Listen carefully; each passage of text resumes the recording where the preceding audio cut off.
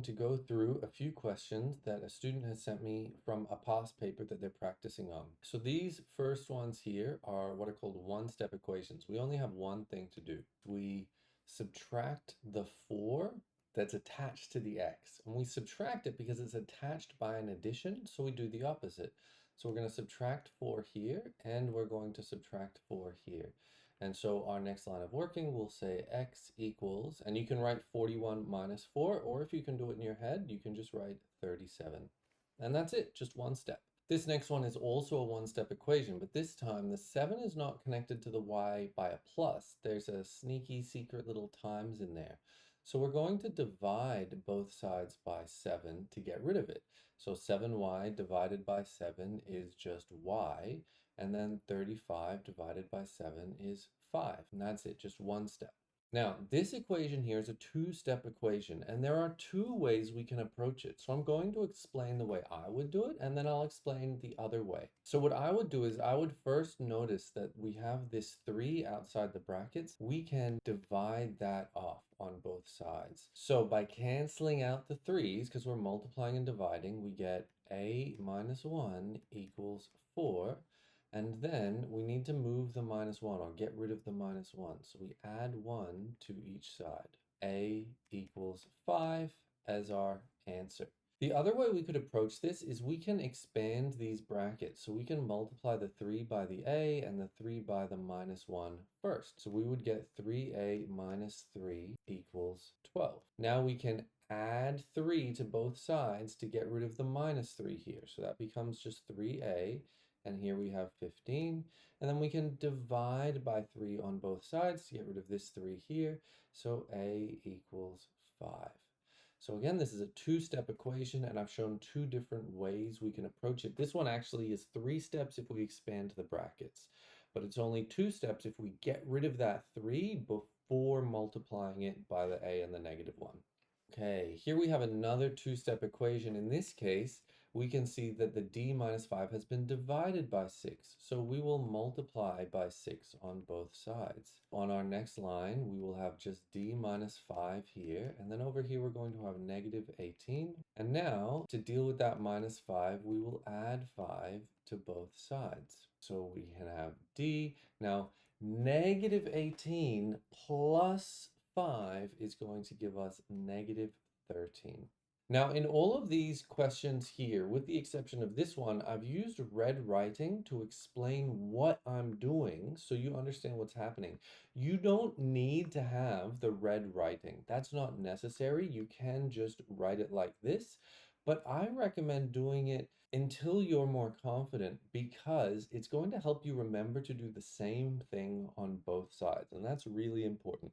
Okay, I skipped question 12 because it was some decimal, addition, subtraction, arithmetic questions, which my student's not preparing for. Now, question 13, name the quadrilateral. Well, it's got 2 pairs of parallel sides, so it could be a rectangle or a square or a parallelogram or a rhombus, but it doesn't have 90-degree angles, so it's not a rectangle or a square, and this side and this side, they're not the same length. So it's not a rhombus. A rhombus is like a square that's been tilted. This is a parallelogram, which is like a rectangle that's being tilted. Parallelogram. How many lines of symmetry does a parallelogram have? Good question. Well, let's see. If we were to put a vertical line of symmetry here, we can see that that's not symmetric. If we folded it, it wouldn't line up with itself. If we were to put a line of symmetry, say, through these corners, again, it's not going to line up. This corner is going to end up somewhere up here instead of lining up with that corner. Same thing is true if we put a line through these corners. If we fold it, these corners here are not going to line up. And the one thing we haven't checked yet is if we have a horizontal line. And I hope you can see that that is also not going to line up if we fold it. So a parallelogram actually has no lines of symmetry. Is it true that diagonally opposite angles sum to 180 degrees? There are a couple of ways to answer this, and I think the simplest explanation is to say, see, this angle is the same as this angle. And both of them are smaller than this angle, which is the same as this angle. So if we were to add, I'm going to call these A and I'm going to call these B. If we were to add A and A, we would get a different thing to if we added B and B, which means that they can't both sum to 180 degrees. So it is not true that diagonally opposite angles sum to 180 degrees. False. As a bit of trivia for you, it is true that because of these parallel lines here, these angles here, the adjacent internal angles or the co-interior angles, those are supplementary. Those sum to 180 degrees. Okay, we have a question about diagonals bisecting each other. So that means that if we draw this line through here and this line through here, basically we're being asked, are these lengths equal? Are these lengths equal? And in a parallelogram, that is true.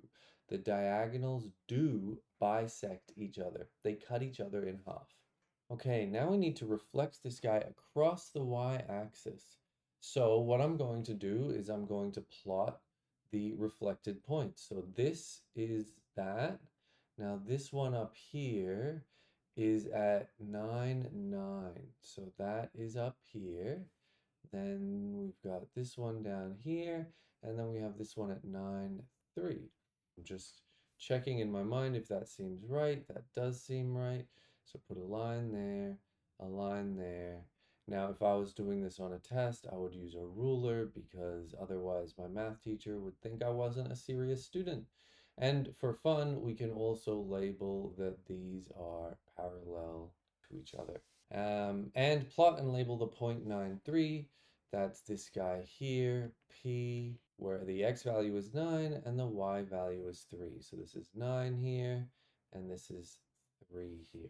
Okay, so that's all of that question. Find the area of this shape. So when we have a rectangle, the area is width times height. In this case, that is 8 times 3. And so that is 24. The thing we must remember is to put in the units, which for area won't just be meters, they'll be meters squared.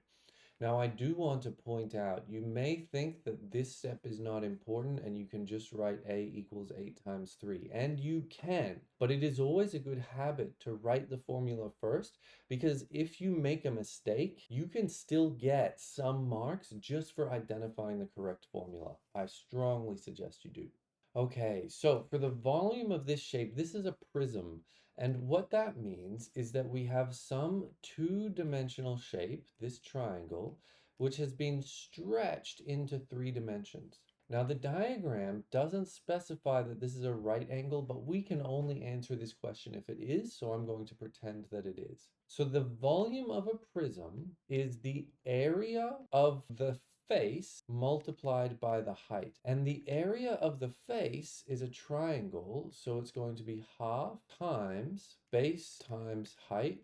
Now this is the height of the triangle, and then this is the height of the prism.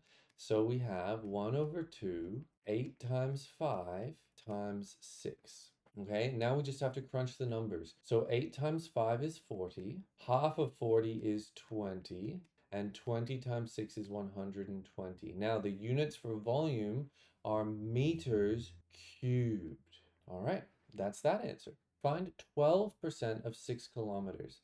So 12% as a decimal, 0.12. No, I want to take a different approach here. Here's what I'm going to do. I'm going to say 12% is 12 over 100, and 6 kilometers is 6,000 meters. Now, there's a sneaky fraction here which you can't see because it's just got a denominator of 1, but we can now multiply this. So we have 12 times 6,000 over 100. Now, I know that 12 times 6 is 72, and because it's 6,000, we're going to have 72 with these 3 zeros on the end over 100. And we can divide top and bottom by 100, which essentially means that's dividing by 10, and then that's dividing by 100. And so we end up with 720 over 1, or just 720. Now we need to stop and think about our units. We changed kilometers 6 kilometers to 6,000 meters. So our answer here will also be in meters. If we want to put it in kilometers, we can. That would be 0.72 kilometers.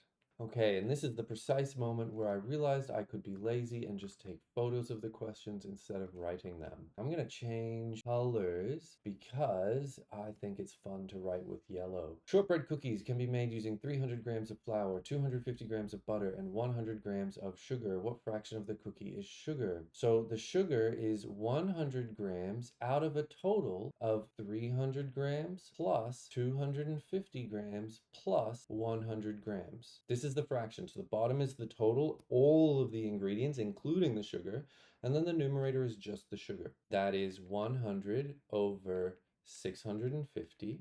We can divide top and bottom by 10, so we get 10 over 65. And we can divide top and bottom by 5, so we get 2 over 13. And that is our simplified answer. An equilateral triangle has all sides equal. My drawing's not perfect, but if you use your imagination, it's beautiful. All of these sides are 4.5 centimeters, and the perimeter is the distance around the outside of the triangle. So that's 4.5 centimeters times 3 because there are 3 sides. So that's the perimeter, and 4.5 times 3 is, ooh, drum roll please, 13.5, and our units, we must remember units, are centimeters. Find the perimeter of the following shape. There's a bit of a pro tip here. When we have something like a rectangle with a corner cut out, the perimeter is actually the same as if the corner wasn't cut out, because you can see this matches up with that side of the rectangle and this matches up with that side of the rectangle. So that means that this is 10 meters and this is 10 meters. The question though is, what is this length here? Well, we can see that it's made up of 2 equal parts, and those parts are equal with this side here. We know they're equal because they're all marked with a little line. Now, this side here lines up with this. And because we know the top side is 10, if that part of it is 7, this part must be 3, which means this is 3 and this is 3, or in other words, this side is 6 meters. So the perimeter is 2 times width plus height, which is 2 times 10 plus 6, which is 2 times 16, which is 32. And in this case, our units are meters. Okay, find the value of each pronumeral. So here we are using what are called alternate angles. With these parallel lines, we have these two angles that are on opposite side of the transversal, which is the line that crosses the parallel lines. They're on opposite sides of the transversal and they're on opposite parallel lines. These are called alternate angles, and alternate angles are equal, which tells us that R equals 123. Okay, now, because this is a straight angle, these have to add up to 180 degrees. So we know 2n plus n equals 180. Now on the left-hand side, we can collect our like terms. So that says 3n equals 180. Now we must divide both sides by 3 to get n on its own. So 3n divided by 3 is n, and 180 divided by 3 is 60. And so now we have our answer. Okay, so we have a 90-degree angle in here. So if this is 50 up here, this must be 40 because it has to add up to 90 because there's that little 90-degree angle symbol. This triangle is what we call isosceles because these two angles are labeled as equal, which means that this angle will be equal to that angle. Sorry, these two sides are labeled equal. Now we know the internal angles of a triangle add to 180 degrees. So that means 40 plus 40 plus z equals 180, or 80 plus z equals 180. Or now to get z on its own, we subtract 80 from both sides. So when we subtract it over here, we're left with just z. And when we subtract it over here, we get 100. Z is 100. Awesome. A regular hexagon has a rectangle cut from its center in the image below. What is the order of rotational symmetry of this shape? So this is asking if we turn it 360 degrees, how many times is it going to line up perfectly with its original shape before we get it the whole way around? Now you can probably try rotating the page or use your imagination. If we rotate this 180 degrees, it will line up again perfectly, but that is the only time it will line up again perfectly. So we say that it has two orders of symmetry. Circle the correct statements. Supplementary angles add to 180 degrees. That is true. I'm not going to circle the whole thing, I'm just going to put a tick. Something that I always found helpful that I learned is if you look at the words supplementary and complementary, supplementary has two P's and complementary has one P, and P looks a little bit like 9.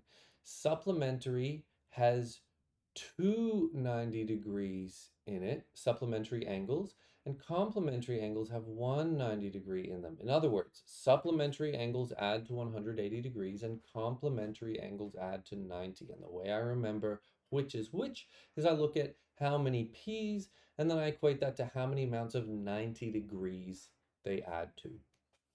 Vertically opposite angles are equal. That is true. So vertically opposite angles are the angles when two lines cross. They're the ones opposite each other. They are equal. Complementary angles are equal. So we just spoke about complementary angles not long ago, and we know that they add up to 90 degrees. They don't have to be equal.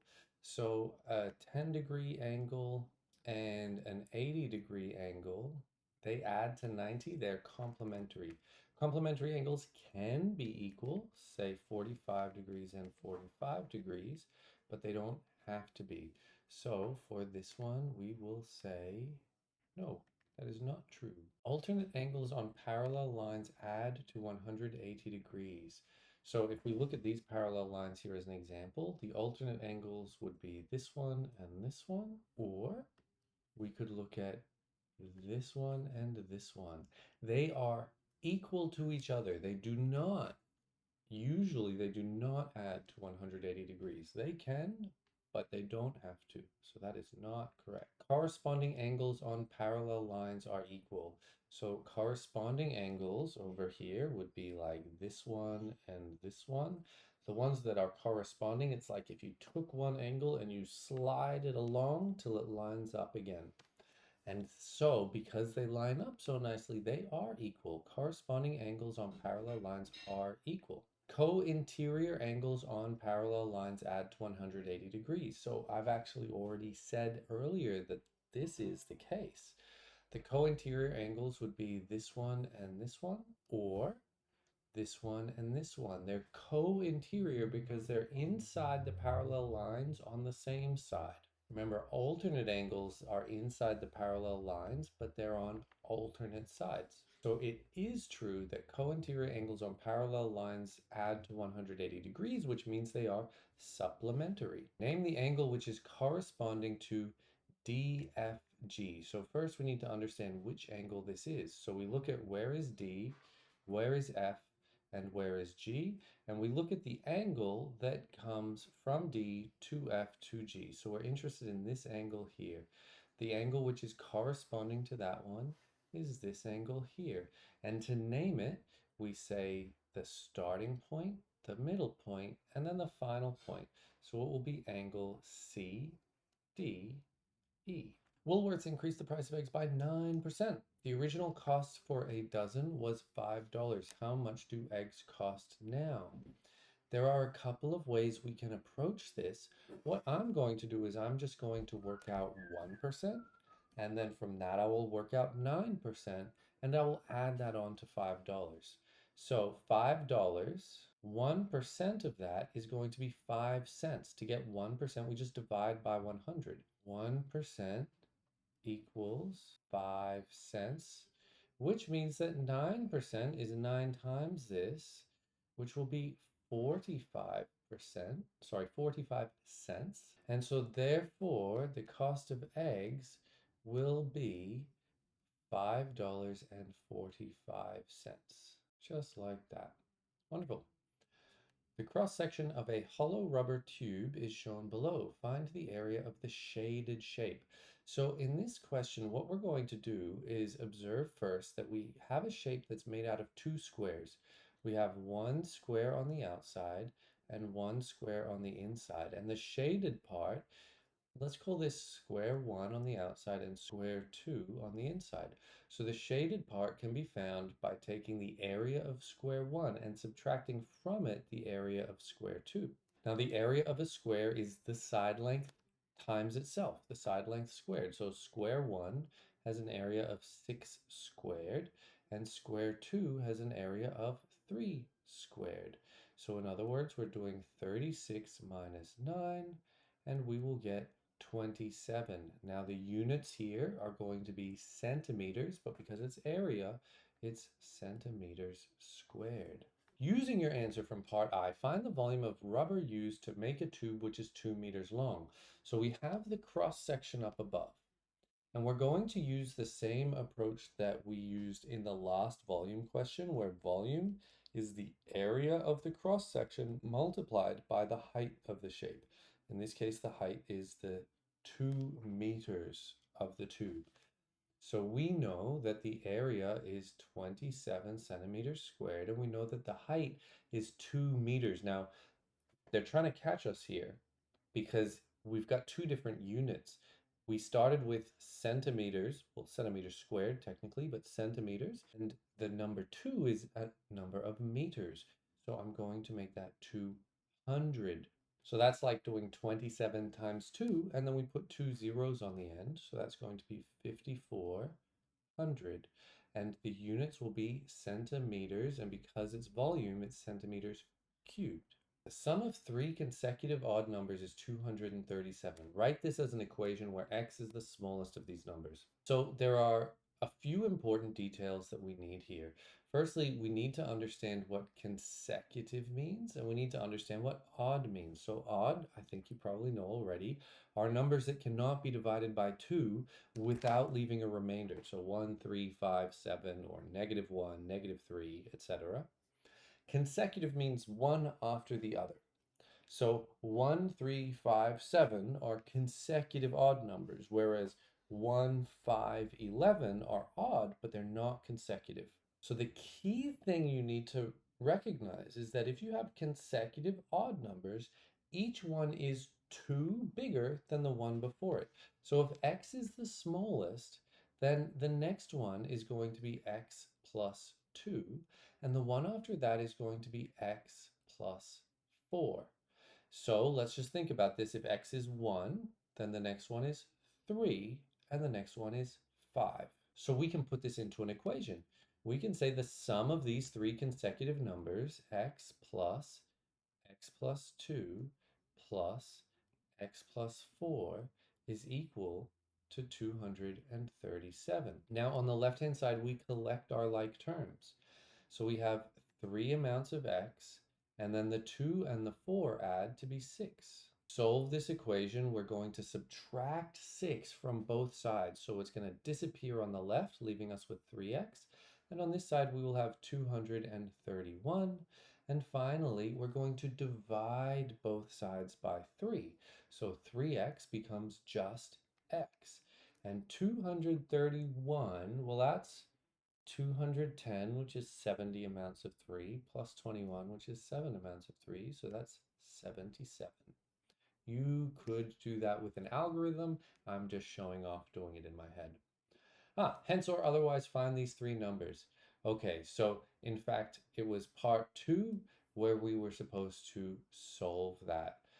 However, they do allow for you to solve in other ways, so you could potentially guess and check. Now, we're not quite done because we found x, but remember we have three numbers. So if x is 77, the next one will be 79, and the one after that will be 81. And if you add those three together, you will get 237. A rectangular football field has a length that is 3 times as long as its width. So something like this. A groundskeeper has been given a task to paint the lines around the perimeter of the field. He completes the first line along the width. What percentage of the total task does he have remaining? This one is a 3-point question, and that's because there are a few steps we have to go through, and they don't guide us. They let us figure it out. So here's how I'm going to approach it. Let's call this W for width. Now we could call this length, but more importantly, we know that the length is 3 times as long as the width. So that's 3W. So if we were going to paint the perimeter of this field, we would do W, and then we would do 3W. So now we've gone a distance of 4 amounts of W, then another W, 5W, and another 3W brings us up to 8W in total. So we can say perimeter is 8W. Now, when the groundskeeper has done one amount of W, when he completes the first line along the width of the field, the fraction he has completed is W out of 8W. Now we need to convert this into a percentage, and that is really difficult when we have letters, but I want to remind you that we can cancel out the W on the top and the W on the bottom. It's kind of like if we had 1 over 8 times W over W. If you multiply those two fractions, you're going to get back to what we started with.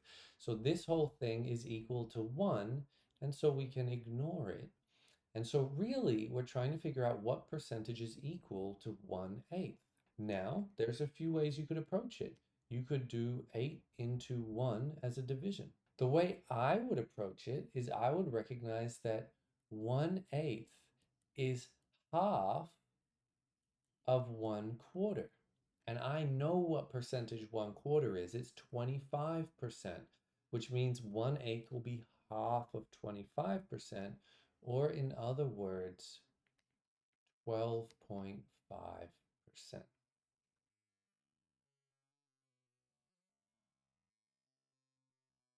Find the size of the angle X showing working on the diagrams. I love these questions. They're really fun puzzles, but if you haven't had practice with them, they can be really challenging. The way to begin is often to start putting down things that you know. So for example, this angle is 23, this angle is 90. So for this big triangle, this top angle must add, when combined with 23 and 90, to 180. So I'm going to call it theta for a second. Theta plus 23 plus 90 equals 180. In other words, theta plus 113 equals 180.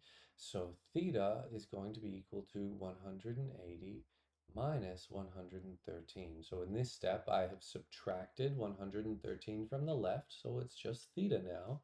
And I'm also subtracting it on the right. So 100 minus 100 is 0. 80 minus 13 will be 67. So we know that this angle up the top that includes two smaller angles, that's 67 degrees. The question is, how does this get us closer to our goal? Let's see what else we can put on this diagram. Well, we have here an isosceles triangle. We can tell because this side is labeled as equal to this side. Because this angle here is 90 degrees and the angles inside the triangle have to add to 180, that means that this one here and this little one up here must add to 90. But we know they're equal because the triangle is isosceles, so these must each be 45 degrees. Now I know this big one is 67 and this little one is 45, which means to make up the difference, this other little one must be 22 degrees.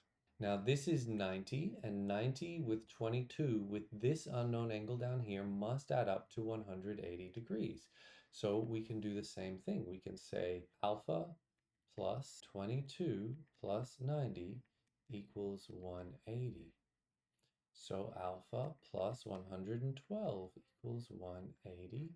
and that will mean alpha is equal to 68. So this is 68 degrees in here. We're closing in. We're getting closer to the one that we care about. In fact, now I notice that we have a straight angle here. Hold on. We don't even need that because we have these two lines being parallel, and that means that this angle X is an alternate angle with this angle of 68 degrees. And alternate angles are equal, so that means we actually have our answer now, which is that X must be equal to 68. Additional diagram for working if required. Look at that, we didn't even need it. All right, another 3-mark question. This one will be challenging. 560 liters of water is used to fill a rectangular bathtub of uniform depth. So it's the same depth everywhere. It doesn't have curvy sides. It's just a rectangle. It's like a box, basically. This bathtub is a box. And we're trying to fill it so that it's 70% full. Sorry, it has been filled to be 70% full. So we want to know the total height of the tub. This is a great question and it's a challenging one. So see if you can follow along here.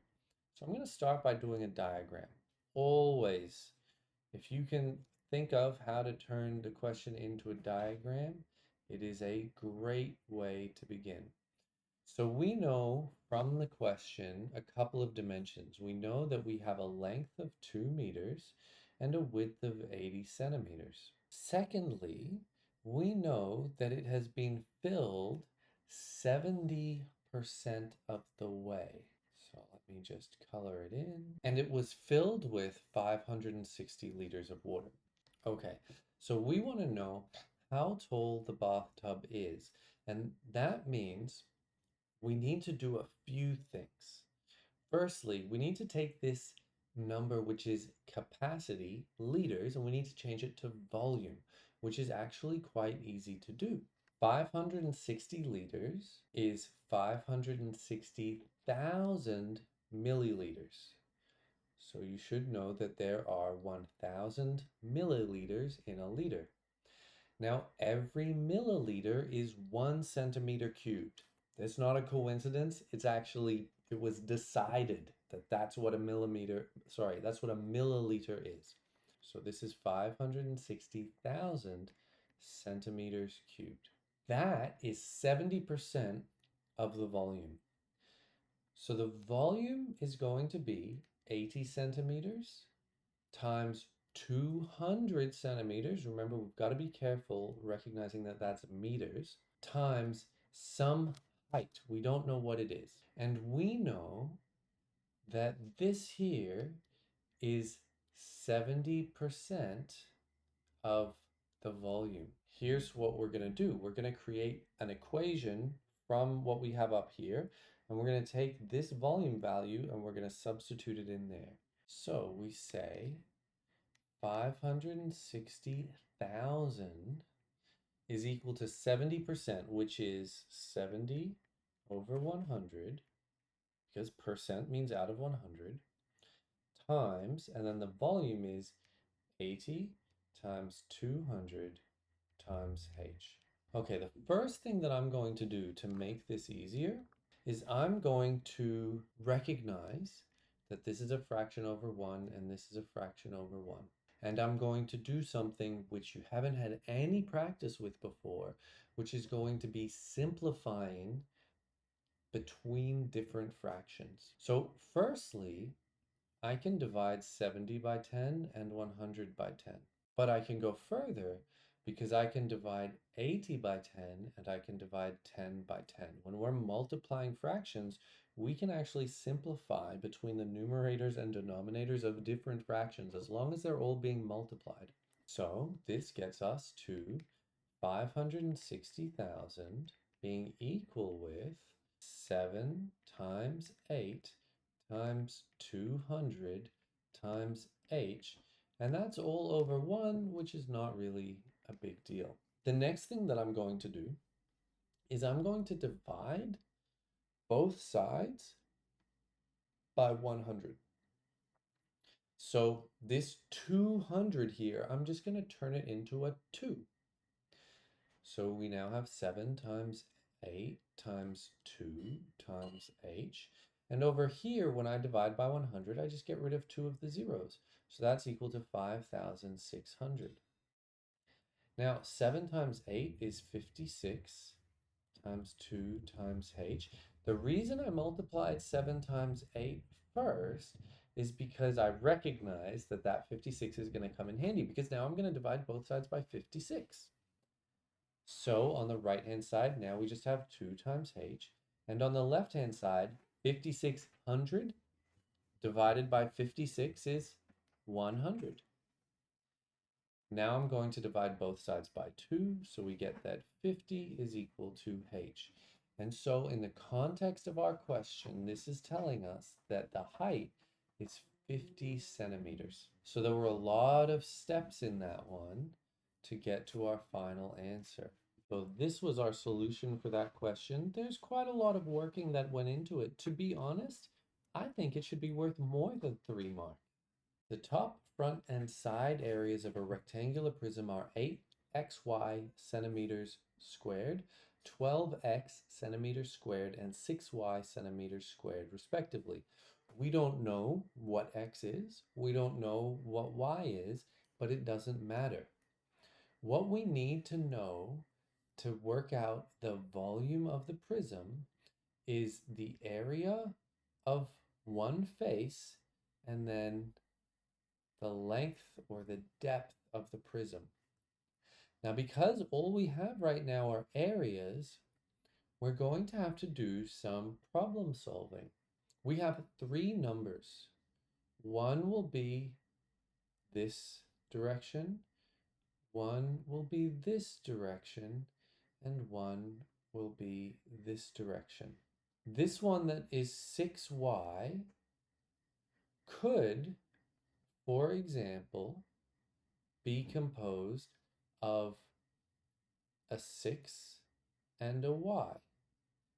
If that was true, then to get 8xy up here, this side would have to be 8x. But in that case, this one here would be 8x times 6, which is 48x, not 12x. So just by guessing and checking, we can see what won't work. 6y could be 6 times y, or it could be 2 times 3y, or it could be 3 times 2y. These are really the main options that we have to work with.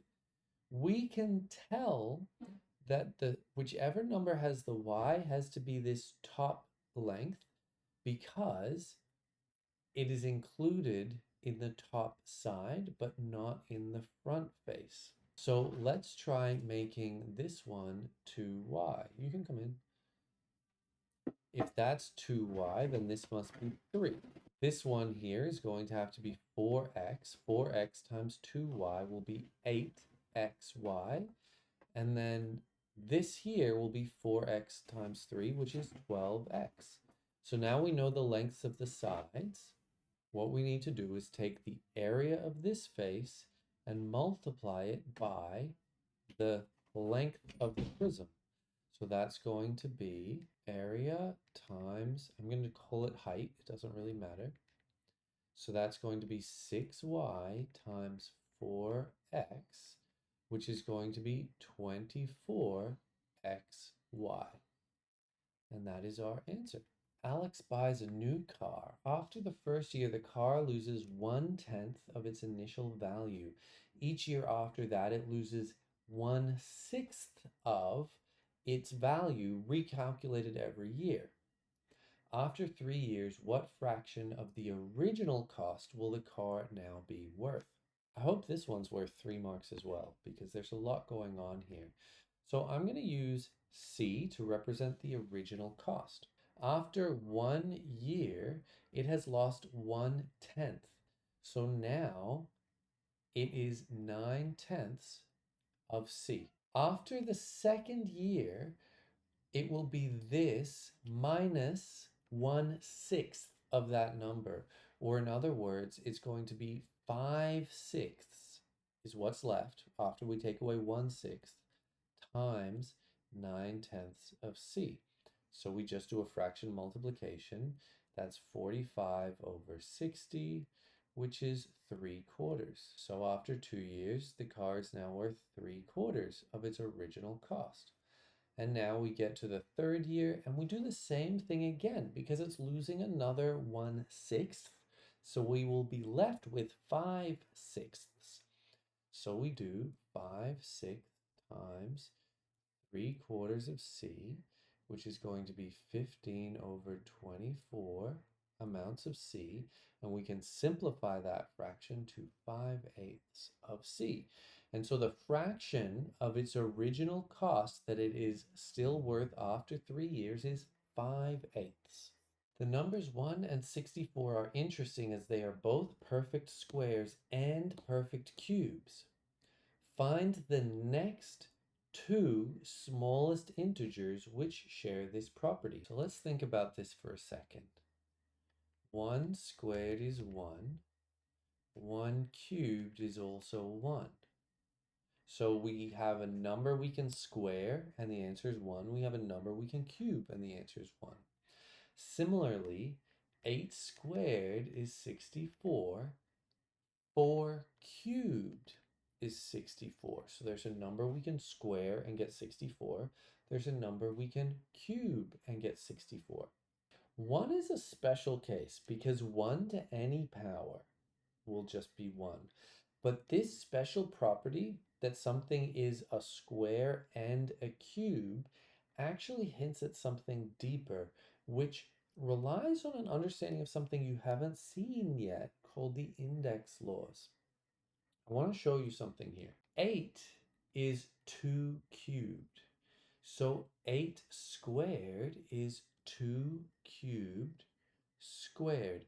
And the index laws tell us that 2 cubed squared is going to be 2 to the power of 6. We're multiplying this power and this power. Similarly, we could do the same thing from the 4 cubed because that's 2 squared cubed.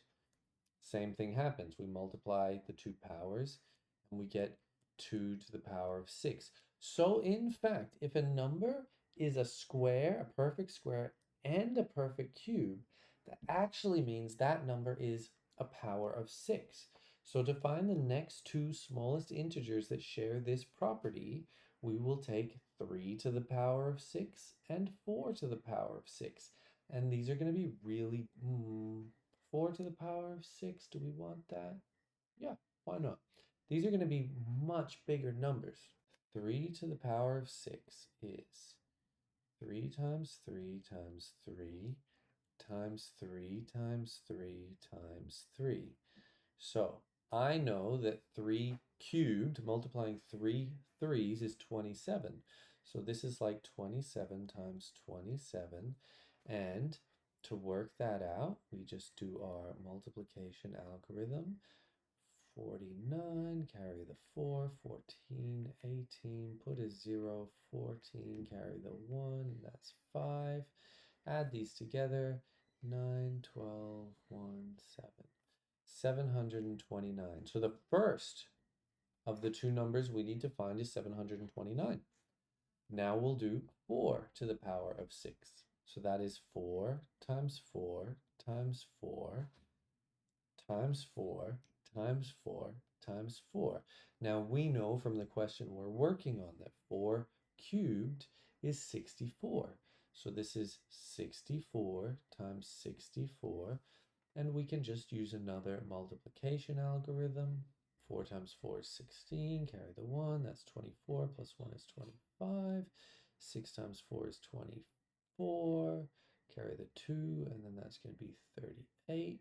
We add them together, 6, 9, 0, 1, 4, 4,096.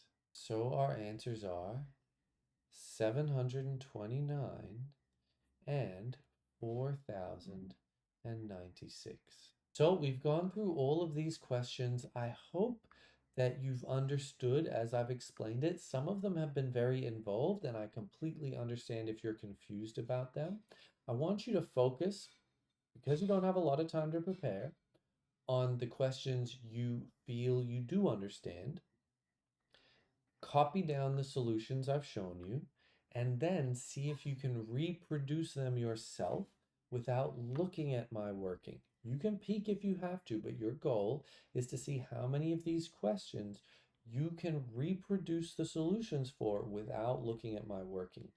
If you can do that, there are two possible explanations. One is that you memorized the solution, and the other is that you understood the solution. If you memorized it, that's okay. It means if the question is different, you're going to be in trouble. But memorizing is the first step towards understanding. And if you've understood the solution, then even if you're asked a slightly different question on your test, you will still be able to answer it if you apply the same principles and you follow the same steps. Good luck.